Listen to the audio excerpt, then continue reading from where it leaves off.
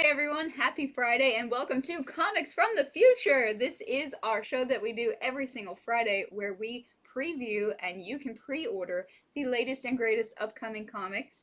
My name is Megan. I'm Andy. And I'm Jason. We're all with Infinity Flux Comics in the lovely Chattanooga, Tennessee. It is so lovely here. Mm-hmm. But if you are not local, you are still welcome to order anything that you see here through us. We are a local comic shop. We've been open for a little over 6 years now, but ever since COVID, we have moved to the world of online. So thank you for being part of that world. And we're going to share some info on the screen and in the description box of how you can do that. So all right, well, we pick out some of the comics and covers we think are the most noteworthy to go over on the show. So you're not going to get every single thing that's coming out. It's a lot of them, though. But it's the majority. Yeah, trust me, you probably wouldn't want to see them all. But we pick out the most noteworthy things we think that you will want to see, and we're going to tell you a little bit about them. So let's do it. Yeah, let's get started. So from DC Comics, we have Justice League number 59. So this follows Future State. We go back to the Justice League, and there's a new team. There's a new writer on it. It's Brian Michael Bendis. So that's kind of a very big deal, very big news. New Justice League as well. The art is done by David Marquez. So you still got Superman, you still got Flash, you still have Batman. Wonder Woman, she's off doing godlike things for a little while. But it's okay because there's some new members, including Wonder Woman's mom, Hippolyta. Hawkgirl has joined the team. Who is that in the center there with the hood? Is that a boxer? No, that's not where I would have first thought. That's Black Adam. He's joined the team. And also of note, Naomi has joined the team. So Bendis taking a character he originally created that we know is getting a TV show now and putting her into the spotlight. So where the story is starting with this, there is a cosmic level threat from Naomi's world that is coming to the DC universe. And they all have to, Superman pulls together sort of a new Justice League team to try to fight it. So there's a wraparound cover we want to show you guys by David Marquez. There it is. This is the wraparound B cover that is open order, meaning just regular price. You can order as many of them as you want. It's interesting on there too because you have not only the Justice League but Suicide Squad. Yeah. Up there. I see Crush and the Teen Titans. Yep. So this is almost more of like a DC wraparound cover. I think a lot of these are going to be involved in the story eventually. So, and characters from Justice League Black as well, because Justice League Black actually has the backup story in this. A lot of the DC books now have a backup story. You mean Justice League Dark? Yes. Okay. I was about to say, is there a new team? Black Adam is on the brain. So they just announced some special covers in honor of Scott Snyder, or I'm sorry, Zack Snyder, the other Snyder that works with Justice League characters. The other Snyder, and they're not related. I already looked that up one late night. Zack Snyder's Justice League is getting its own cut, and they're releasing some variant covers for it. Let's get to those. So check that out. Yeah, these just dropped. Like 5 minutes ago. Yeah. We literally got an email about this 10 or less minutes ago. So this is the Lee Bermejo cover. We have Superman with his black suit that he's going to be sporting in the Snyder cut. Yep, Dark Side in the background there. So that's another reason to watch the show. I mean, we are watching and reading about this stuff to the last minute. This is the Sharp variant. Yeah. All these variants are cool. Yeah, you got the Steppenwolf in the background. They all look like movie posters. Yeah, they're definitely going for that, which makes sense. I mean, it's the movie variants. And lastly, maybe most notably, the Jim Lee variant. Yeah, which is significant. Yes. Because of Martian Manhunter on it. Martian Manhunter. He's going to make the movie after all. Yeah, and we have not, I don't believe, officially seen what he's going to look like in the movie. But now, I mean, I'm sure Jim Lee got some early production designs that he based this off of. So there you go, Martian Manhunter. All right, up next we have this awesome looking cover for Flash number 768. So this is our first Flash back after Future State. So this is going to be a lot about Wally West, who he's going to try to retire after the events of Heroes in Crisis and Dark Knight's Death Metal. He deserves a break, but Flash needs him. Or Barry Allen needs him. So as you can tell on this cover, it says in the solicitation that they're going to have to confront their past. And as we can see here, we see Barry Allen, I see Wally West and Jay Garrick. I was hoping you guys could tell me in the comments who that bearded character is, because I'm Between not exactly Jay sure. and Barry. Yeah. So, but yeah, I think we're going to see some generation-spanning stuff here. So, good starting point to jump back into Flash if you have not been reading it, or if Future State sort of made you interested. So, yeah, and Infinite Frontier actually has a page or two that lead into this story that's going to be going on about Barry's possible retirement. So definitely want to check that out before. And then we have a variant for this. This is the Ian McDonald variant. Really cool. Get to see Barry and Wally working together. And I see some characters in the distance I didn't see at first. So, awesome. Next up, we have the return of Nightwing. Much the same as Flash. This is not starting back at a number 1, but it's basically the same idea. This will be kicking off a whole new era for Nightwing. This is by Tom Taylor and Bruno Redondo, which are famous for their Injustice comics. That was a really big deal that kind of took on a life of its own outside of the video games. Most recently, they were the creative team on Suicide Squad, pre-Future State. Now we have them taking over Nightwing. And if you have missed the classic Nightwing in his black and blue costume in Bloodhaven, being involved with the Bat family, that is back. So before we had, when he was Rick Grayson, right? Yeah. Got shot in the head, forgot who he was. That went on for a long time. Now he's back in full Nightwing, going back to protect his little part of the city. And this looks really fun. There's some preview pages up where Nightwing stops a group of thugs from beating up a 3-legged dog and says, like, hey, I'm going to take you to the vet. But it's kind of setting up that Nightwing is now going to have his own sidekick dog. So, could be really fun. It's very a la Hawkeye with Pizza Dog, but looks really, really fun. Looks like it's back to that kind of... Nightwing has always had a lighthearted, where Batman's really dark. Nightwing hasn't always been as brooding. He's still been through some stuff, but he tends to look on the bright side. Sounds like this is going to be really fun. Tom Taylor does a lot with character, very personal stories for the characters, very heartwarming. So, even though this isn't a number 1, this will be a great place to jump on at issue 78. So, we have a variant cover. I think this is Scan. Yes. I never know how to say covers. It. I want to Scan seems a little too simple. Yeah. So, okay, from Marvel, we have Black Knight, Curse of the Ebony Blade. It is a 5-part miniseries. So Black Knight, he's going to be in the Eternals movie. So Marvel wants everyone to get familiar with him.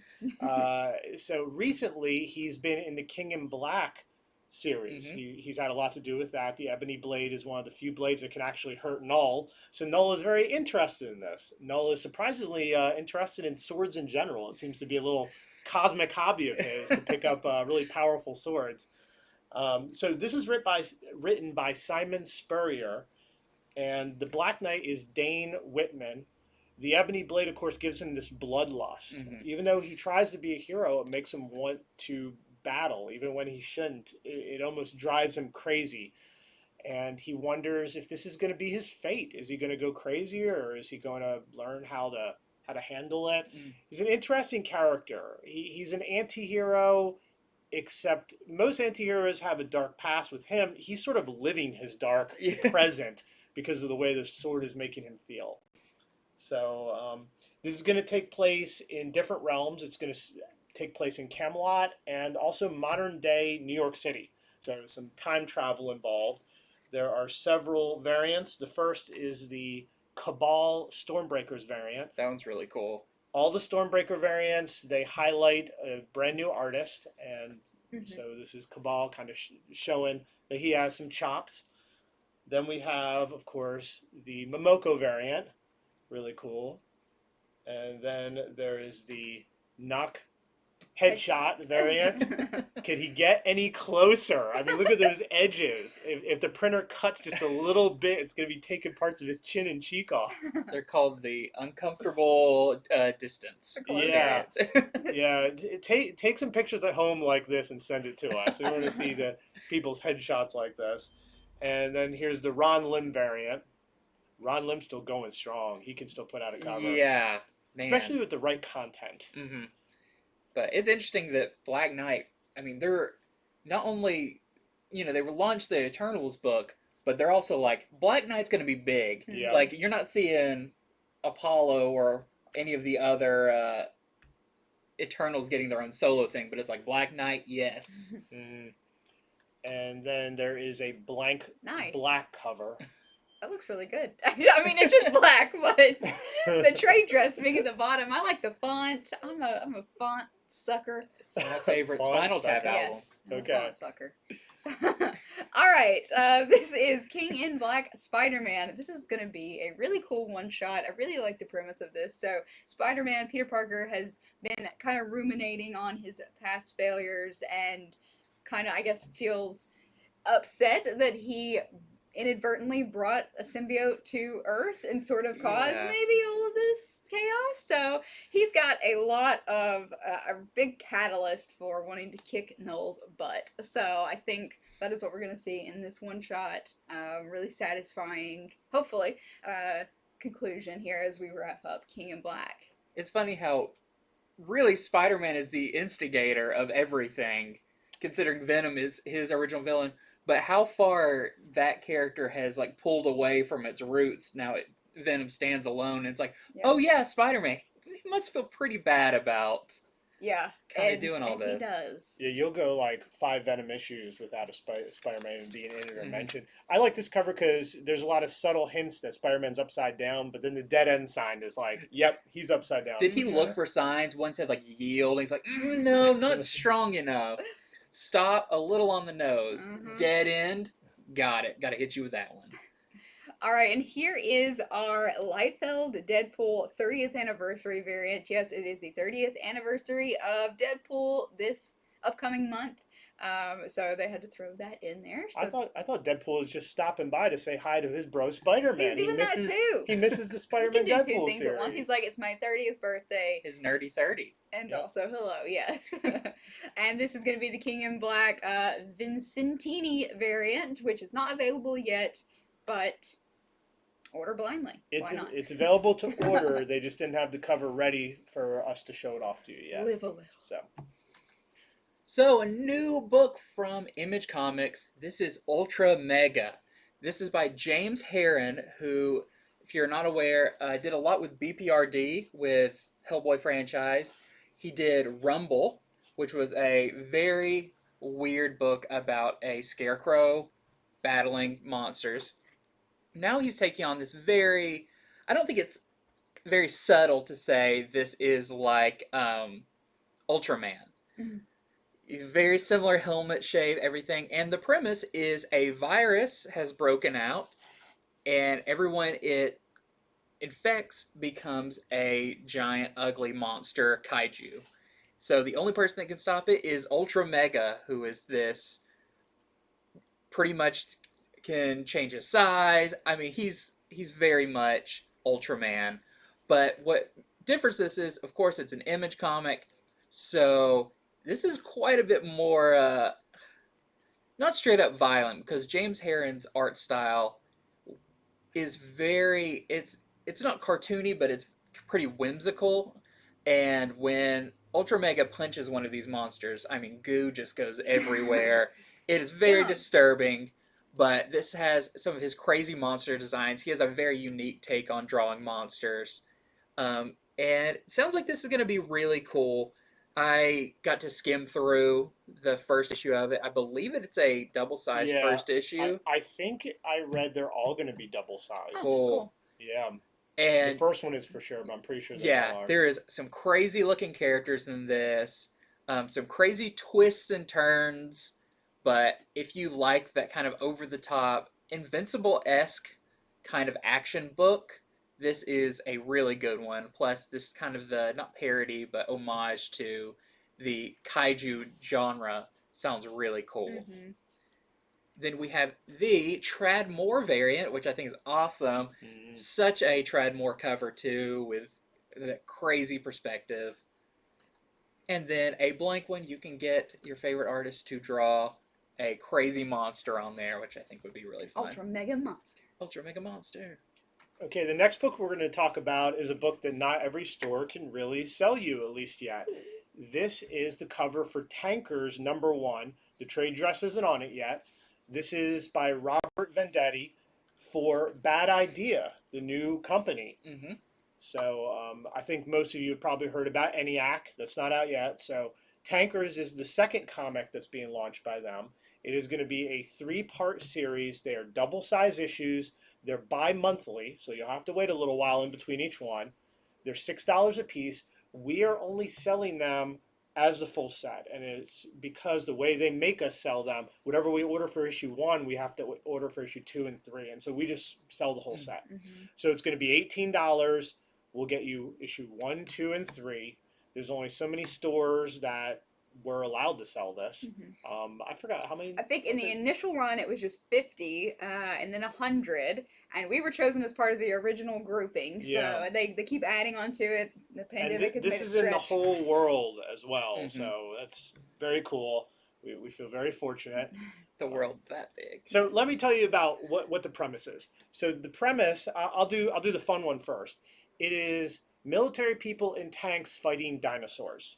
That's the fun premise. Now the extended one is it has to do with time travel. So apparently an oil company that is running low on oil comes up with a way to send people in the past to try to stop the asteroid from hitting the Earth. Now, why would they want to do this? Because they figure if the asteroid didn't kill off the dinosaurs, there'd be so many more years they'd been alive, and there'd be that much more oil for them to tap into and sell. Pretty wacko plot. You have to assume that the people sending these tankers back are pretty crazy to do something like that. I mean, if I had time travel powers, I can think of 20 other things to do with it than that. So, I mean, but I think the point is the premise is tanks versus dinosaurs. It's going to have a lot of crazy characters and a lot of crazy moments. I think it's going to be a lot of fun. So $6 an issue, $18 signs you up for the full series. You have until this Monday to let us know if you want to be a part of this. Mm-hmm. You can So- email us. You can reach out to us on Facebook or Instagram if you do not already subscribe to us on those things, and we'll respond to you. Yeah, and if you aren't familiar with Robert Venditti, he had a great run on Green Lantern. He just finished up his run on Hawkman. He is a great writer. Yeah, and I'll tell you, ENIAC by Matt Kent, that one is already past order date. We've had tons of pre-orders on that. We've had So tons of this one post-orders. kind of snuck up. I think a lot of people are going to They're miss gonna miss this. one. Yes. So if you're watching our show, you still have time. You have till Monday. Mm-hmm. Okay, this next comic is from Aftershock. It is called Bequest. It sounds really cool, and it's got some pretty good talent on it as well. So this is basically like D&D meets our modern world. So it's a dual setting. We have a fantasy location with dungeons and wizards and warriors, and then Chicago. The magical items that exist in the wizarding world, not of Harry Potter, that exist in this world are being sold in modern day Chicago, Illinois.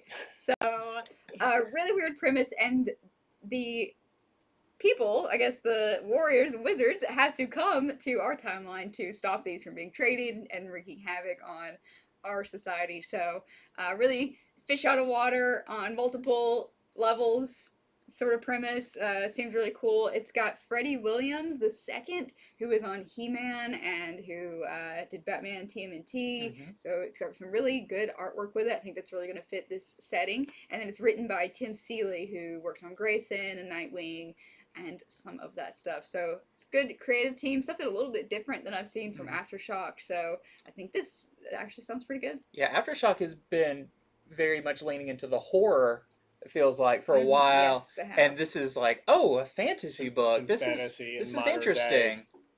day. Yeah, I like stuff like that. It's funny that dude worked on He-Man because the He-Man movie is He-Man, but he comes to our time. He, So He's in his element here. yeah, he was the main artist on Master Universe versus Thundercats, which was really, really good. The art was crazy cool. His art definitely looks like they could be action figures. And there is a preview of this if you want to go check it out on Previews World. You can see the it's first just few pages. it's a few pages. Yeah. Yeah. Okay, so here's another cool sounding book from Dark Horse.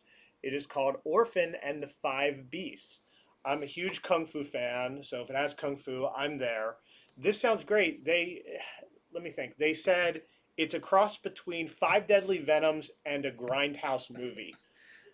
James Stokoe, his art, it's just so cool too. I like to see him do anything that's weird and wild with like magic and kung fu, and it looks like that's all going to be in this. So this is about a character named Orphan Mo, whose master is killed by five of his ex disciples.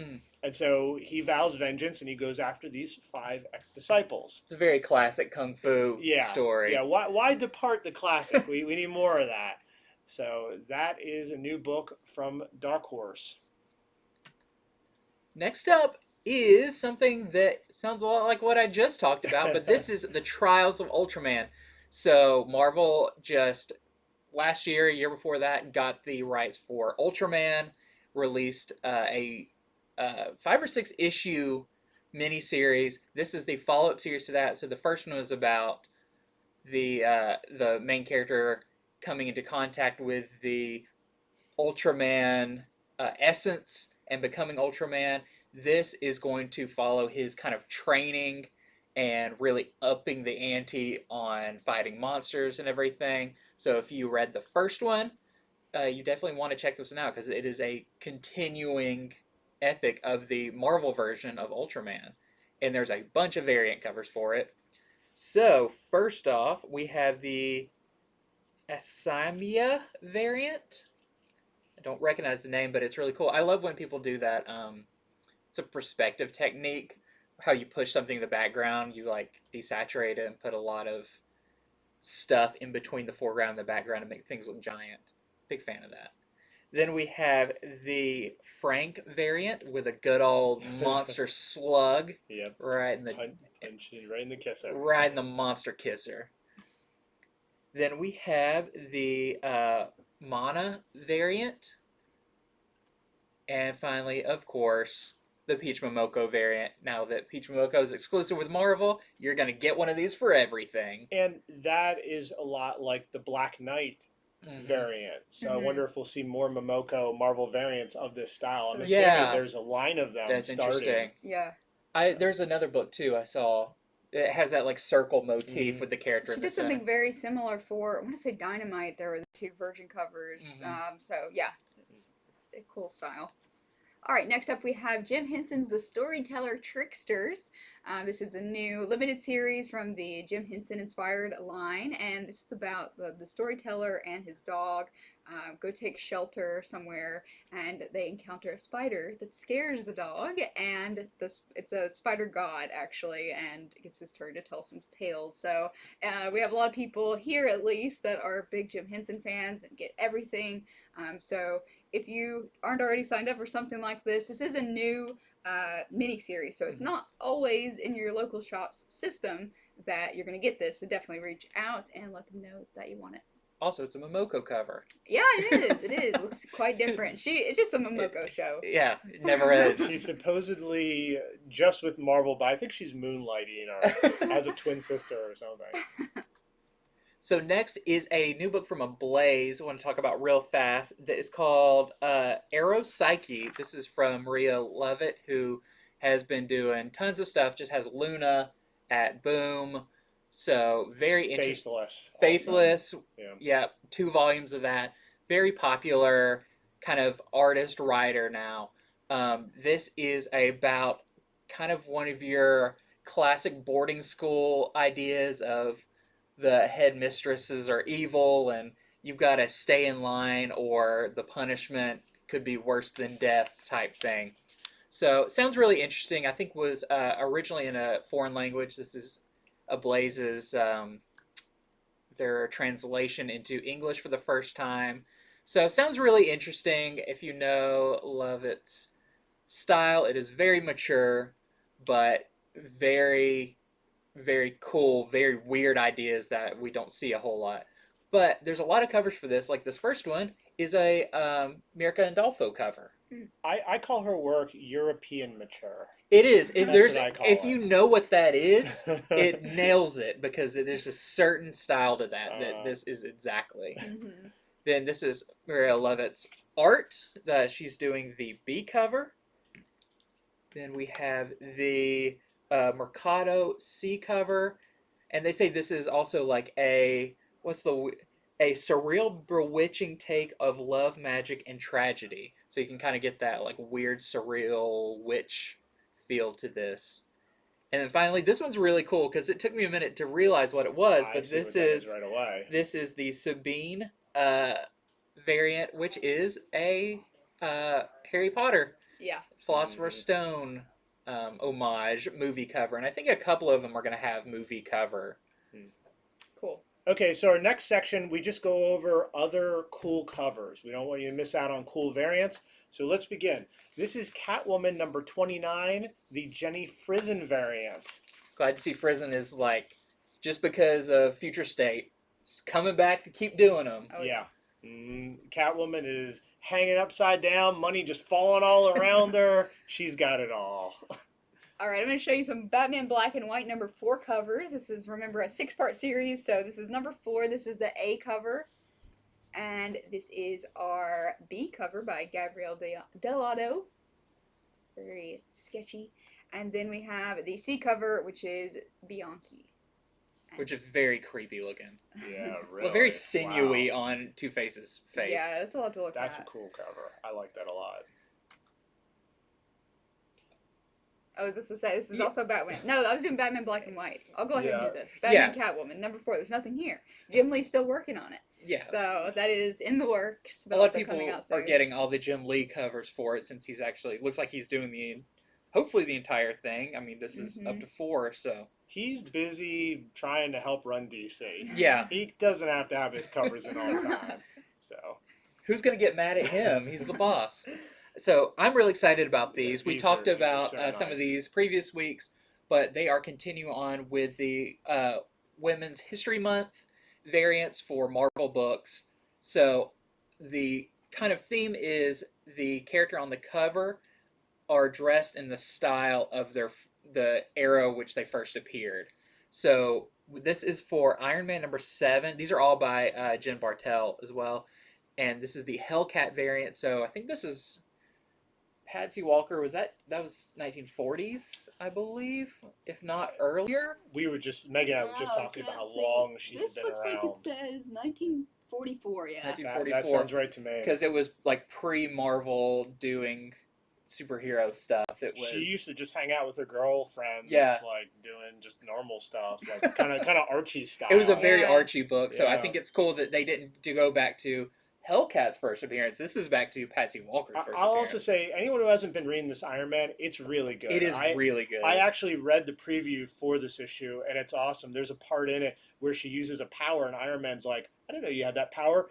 And there's a footnote that refers back to a 1960s Patsy Walker, where, of course, the writers are just giving her whatever she wants. It's neat. The writer has a lot of fun in this series. Then we have the Spider-Woman variant, and I'm trying to remember, it's the 60s? 60s? Yeah, I think that's when I her can't first see it, appearance yeah. was. I think Spider-Woman was early 70s. Early 70s? Yeah. Okay. Because she had that, she was one of the first people to have a cartoon. Yeah. It was a very weird Spider-Woman cartoon. All right, and then Cho is doing these two-tone variants. Here is his two-tone variant for Thor number 13. Really cool, very easy to see from far away. Here is Spider-Woman number 10, the two-tone Cho variant. And here's Iron Man number 7. We were just talking about that book. It's got some great covers to it this week. It's so funny how they have so many themes going on at once, because now we have Champions. This is the Miss Marvel Thing I variant. was wondering what that was. So a lot of Marvel books are also going to be having Man Thing variant covers. So if you're trying to keep track of all the different themes they're having in a month, it's a lot. Yeah. But I know they're doing. There's a couple of Man Thing related titles and miniseries coming out around this time. Cool. So yeah, they call this what was it? The Miss Ms. Marvel Thing. Marvel thing. Yeah. I think there's one other one. Yeah, this is the Captain Marvel thing. Captain Marvel Thing. That's like me trying to describe like a. That's like Captain Marvel thing, you know. Over there. You just can't find the words for it. Alright, this is Iron Fist, Heart of the Dragon #3, right smack dab in the middle of the series, 6-part series. This is the Varegi variant, not one of his Indigenous Peoples Months variant that he was doing, but just getting some other work. Definitely fits the style though. They could easily that could easily slide in there with all those other Varegi. Super cool. So yeah, that is another one by him coming out soon. This is X-Force #18. This is the Rob Liefeld variant in honor of Deadpool's Nerdy 30. It's his 30th anniversary, and so this is the issue that Liefeld did for X-Force in honor of that. And of course, he had the stick cable on there. And yeah, Liefeld, he loves doing I was about to say, Wolverine. it's all his favorite characters Yeah. right there. Mm-hmm. This is Star Wars Bounty Hunters. This is number 10. And this is the Sprouse Empire Strikes Back variant, which they've been doing for all of the Star Wars books. But it's so cool to see like what scene they're taking each of them from. Yep. Alright, to leave it to me to fall on your favorite comic, but this is Invincible #1. This is the Amazon Prime video edition. So yeah, I think we just saw some imagery come out of that, so... Yeah, the trailer just dropped today as of us recording this. It looks awesome. Just in time. Yeah, and for those who are unaware and are not Invincible scholars like I am, there's some costume differences on this variant too, of Eve and Rexplode. So there's some interesting. This is not just like previous art they've taken and put on here. This is original Ryan Otley art that reflects the TV show. So that's what I thought. Yeah, and I believe this cool. issue is also supposed to have some backup material about the show and the creation of it. That would make sense. Mm-hmm. Okay, so next up, we're going to get to #2s and #3s. We go through this just to remind everyone who read it #1, hey, it's still going on. Sign up at your local store because otherwise they might not order enough. They might not order one especially for you. So this is Truth and Justice #2. The #1 just dropped the other week. And so very cool. Superman, he's in a Wonder Woman bondage position. In a bind.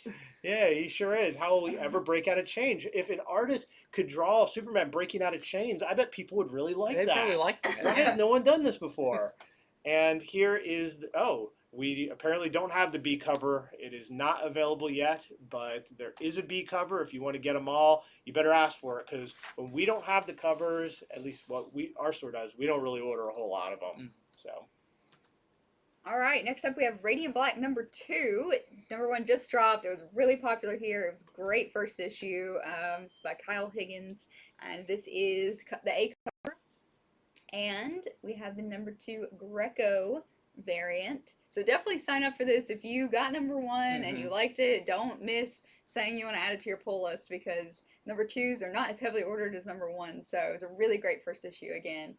Yeah, and this character that's on this variant cover is not the main character. So this kind of gives you a clue. A clue and kind of a first cover appearance of this other character that looks very similar to Radiant Black. Yeah, I think this will be just another hit out of Image. Really easy one to pick up, read, and talk to your friends about.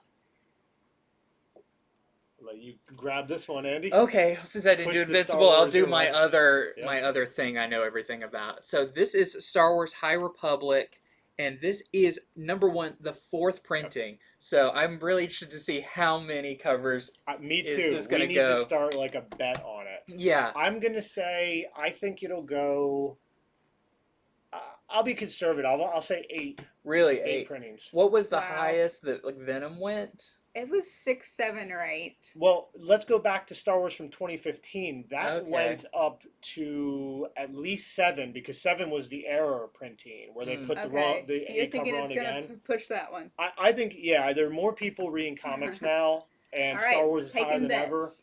So I'll say 8. I wouldn't be surprised if it's 9. Yeah. Do I hear 9? So everyone watching, in the comments, put how many printings you think this is going to go to, and there you have it locked down in a timestamp, and we can see who was right. And don't tell Disney/Marvel, but I'm going to get every single one of them. Yeah. Now that they're doing They kinda different have me. covers for all of them too, Yeah. they're not just different colors or anything. I think this is awesome. So, yeah, I'm probably gonna say 7. I think 7 Okay. printings. 8, 7. What do you say? I'll be the conservative one. I'll say 6. 6, 7, 8.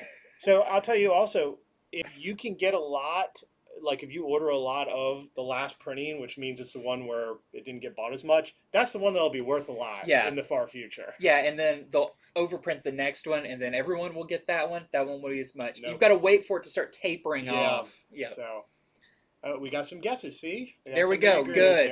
Now y'all are in the pool. I don't know. You probably don't win anything, but bragging rights.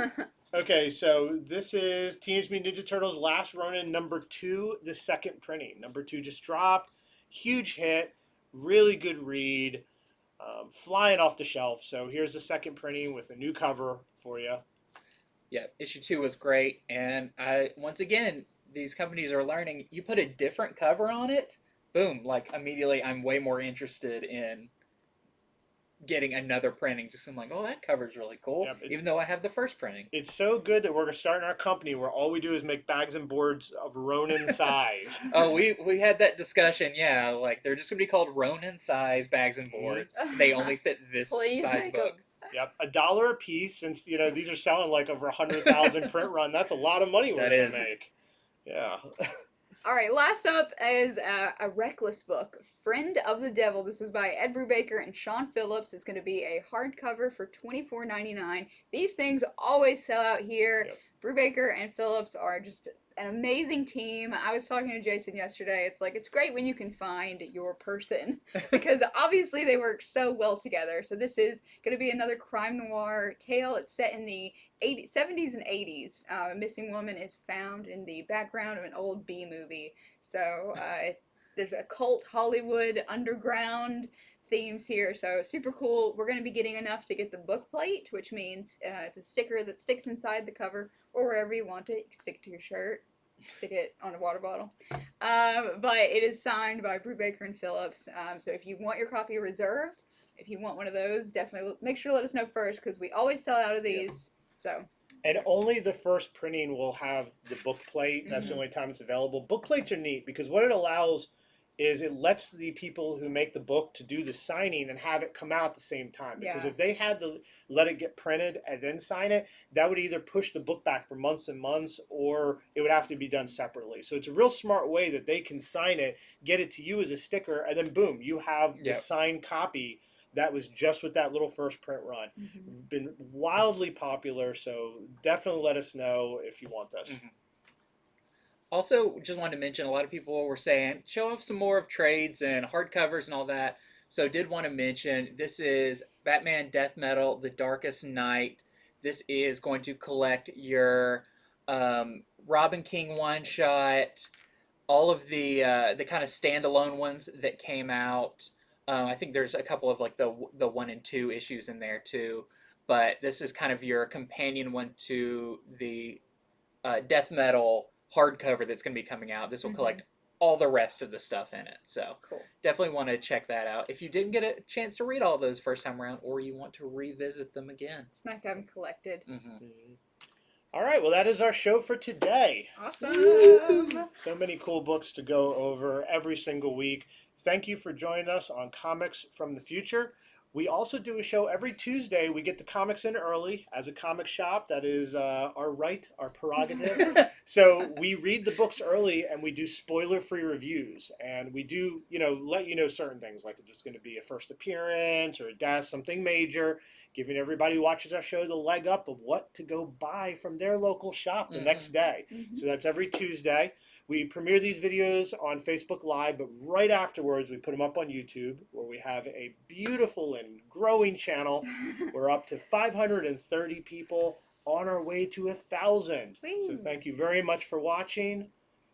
I think that's it. We're going to put some order details up. If you need a good store, we would love to be that for you. Real quick, before you end the show, Yeah. I'm going to give a shout out to Andy. That's right. What? Because Andy, if you don't know, first of all, go find Andy Dugan Art on Facebook, on Instagram, on other stuff.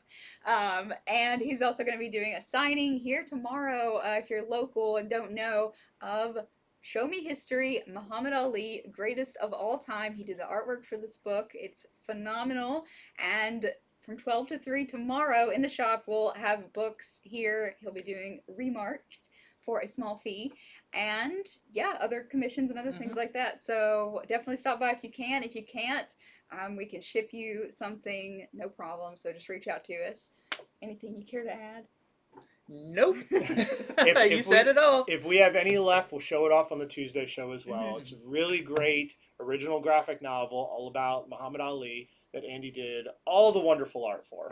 Maybe I can do a sketch and one for your Sunday show Oh, yeah. That would That's be a great great, idea. too. As a something. as a something. We'll figure out exactly. Yeah. what. Yep. So every Sunday, Megan and I do a show only on Facebook Live where we sell comics. Mhm. So there's that as well. Go check it out. All right. Well, thanks for joining us. That is our show for today. Have a great rest of your evening.